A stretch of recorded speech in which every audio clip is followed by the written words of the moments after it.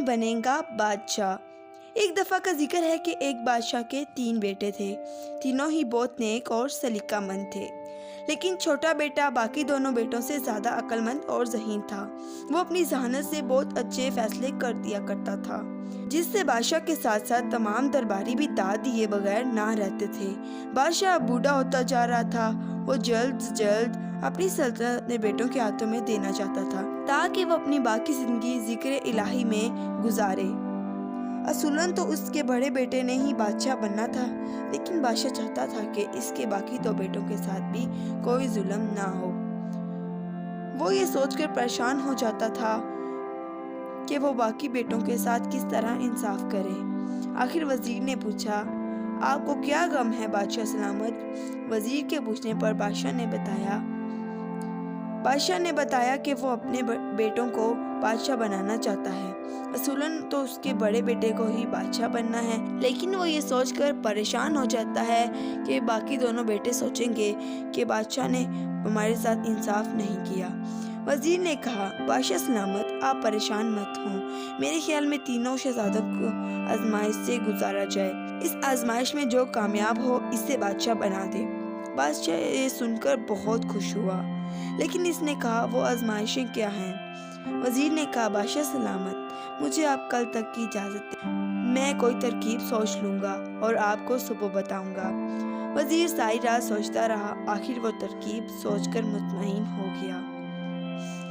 صبح وزیر نے بادشاہ کو ترکیب بتا دی تو بادشاہ سن کر بہت خوش ہوا اور وزیر کو مالا مال کر دیا۔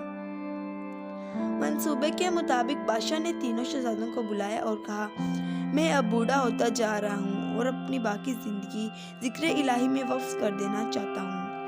میں چاہتا ہوں کہ تم دونوں میں سے کوئی ایک بادشاہ بنے، لیکن بادشاہ بننے کے لیے تم سب کو ایک آزمائش سے گزرنا ہوگا۔ بادشاہ نے کہا، میں تم تینوں کو 1000 اشرفیاں دوں گا، جس سے تم لوگوں نے میرے لیے ایک ایسی چیز خریدنی ہے جس کا فائدہ مجھے اب بھی ہو اور بعد میں بھی۔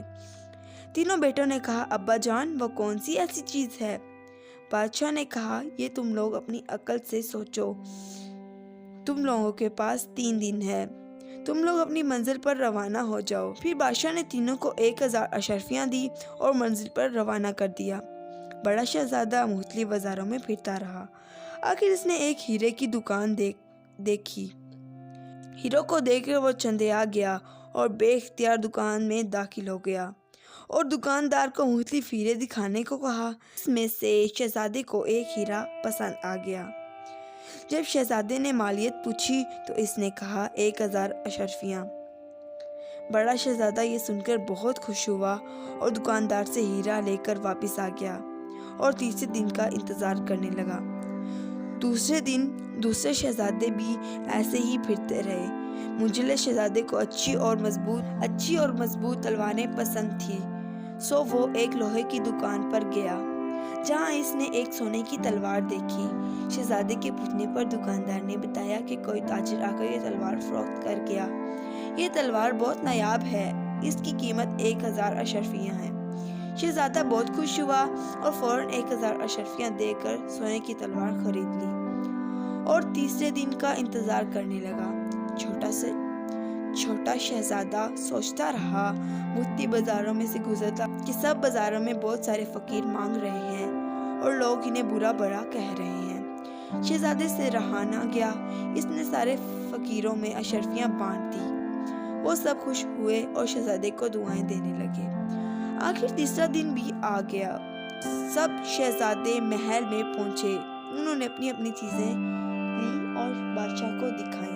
بادشاہ نے کہا، بھلا ان چیزوں سے مجھے کیا فائدہ ہو سکتا ہے؟ جب میں مر جاؤں گا تو یہ چیزیں میرے کس کام آئیں گی؟ چھوٹا شہزادہ خاموش کھڑا تھا۔ اس نے کہا، ابا جان، میں نے اپنی تمام اشرفیاں غریبوں میں تقسیم کر دی اور انہیں اتنا دے دیا کہ وہ اپنی زندگی عزت سے گزاریں۔ وہ آپ کو بہت دعائیں دے رہے تھے، جس کا فائدہ آپ کو اب بھی ہوگا اور آخرت میں بھی۔ یہ دعائیں آخرت میں آپ کی بخشش کروائیں گی۔ بادشاہ یہ سن کر بہت خوش ہوا اور اپنے سب سے